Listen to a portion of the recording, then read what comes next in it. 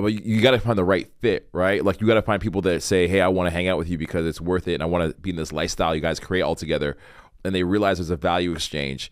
One rule I have for people that come and hang out with me is there's got to be like a value exchange. Like, because a lot of people will come in and like hang out with you for the opportunity. Like, oh, I want to go to the party. I want to hang out this cool thing. But the value exchange has to be like established into the relationship and like built initially. Like one rule I have is I call it like the Sprite rule. I say, listen, you can show up, you can come hang out, but you got to like at least bring a bottle of Sprite. Like rip the label off and call it champagne. I don't care. Just bring something, because there's people that will come and just try to take value only. But you got to like weed those out and find the people that are willing to like bring value. The thing you said about the cool idea about glow sticks and the DJ and the lights, the fire dancers. So I did all that shit too. Nice. I did all that recently, like 3 months ago, actually, at a penthouse party at a guy who actually is friends with the Evil Stifler, and I knew him through Jeffy. Actually, he has like a penthouse we did there. So we all go way back. This guy, he hits me. I hit him up. I'm like, yo, I want to throw a party. Can we do it at your house? He's like, yeah. And I'm like, okay. I'm like, you know what? We should make it epic. I'm like, we should have a sushi party. I'm like, girls love sushi. We'll call it the sushi penthouse party. I like that. Sushi penthouse party. There's a lot of P's in there. I like that. Let's do that. Yeah, let's do it. I hang up the phone. I call him back. You know what? Let's have a Japanese model. She comes out on a tray of like liquid nitrogen. She gets wheeled out, and she's got like leaves covering her body, and everybody like eats sushi out of her. Off of her. I was gonna Everybody eats sushi off of her. I'm like, this is the idea. He's like, you're going a bit far, man. I'm like, no, it's more. I'm like, he hits me up. He's like, where are all these ideas coming from? Like, what is up with this? I'm like, oh, let me explain. Because I didn't explain it. I realized like I sound like a crazy person, but it's essentially what you did. I think there's something to be said. I call this like the law of core memories. And what you want to do is like say everybody's kind of basically tired of living a normal life. They all want to have the Instagrammable moment. Everybody wants to do something amazing, but they're afraid to do it alone. Ooh. Right in the Valley Nuggets, bro. Oh. That goes right in the Valley Nuggets. I've rehearsed this, if you could tell. Everybody wants to do something amazing. They're afraid to do it alone. Yeah. Create Instagrammable moments for them that lead to core memories. There's a lot to unpack there. So they want to do cool shit in their life. They're afraid to do it alone. You know, last time I was here in Praha, I did like I learned falconry. Oh, no way. Yeah, in Prague. There's this guy here in Prague that's like, he's like the Wim Hof of like falcons.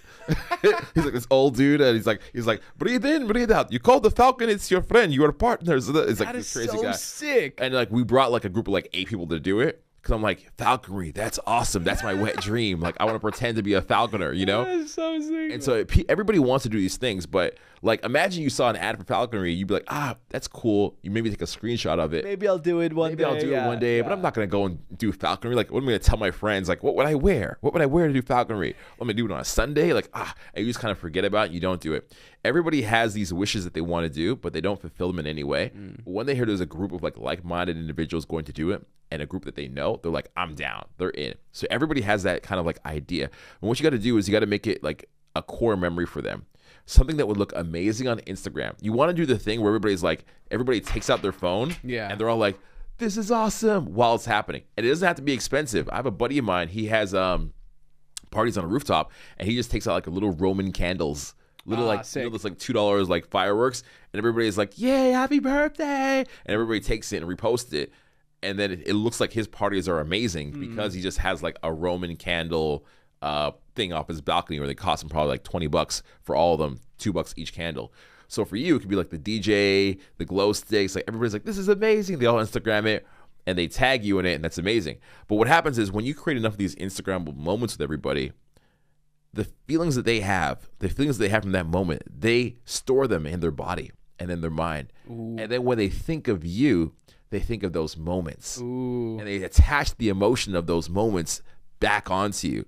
So they're like, oh yeah, Max, he's amazing. We have so much fun. They go through their photo album. They see themselves with you. They think of the great time they had. They attach it to you. So what you really want to do, I think the art of creating a social life or social circle is to hack it by having these Instagrammable moments, having these core memories, having people relate these feelings of adventure and things they always wanted to do, but they were too afraid to. They link it back to you, and that builds a relationship. Like when you think back to, let's say, even me and you, bro, right? You think back to the times that we had. The last good time that we had, besides us going to Imperial Cafe for dinner tonight or whatever it's going to be, eating steak, I remember we all went and played paintball. Oh, and you killed everybody in paintball because you went to the Army. And nobody else had Army training, and you were like kicking over like the barricades, just shooting. I think you shot like Jeff or Nick in the head, and like that. I was choking because he could do full body contact. I was choking Julian out from behind, and he tried to do the thing that you see in the movies, like throw me over his shoulder, like over his back. Of course, it didn't work, and then he tapped out. Nobody knew you. Like you had like no fear, because you were in the Army. You did that move, and I was like, oh, that's right. Yeah, this guy actually has training. We're just pretending to be soldiers. Like he served, and like that's a core memory, right? Yeah. And it's like every relationship you have is a compilation or a playlist of core memories.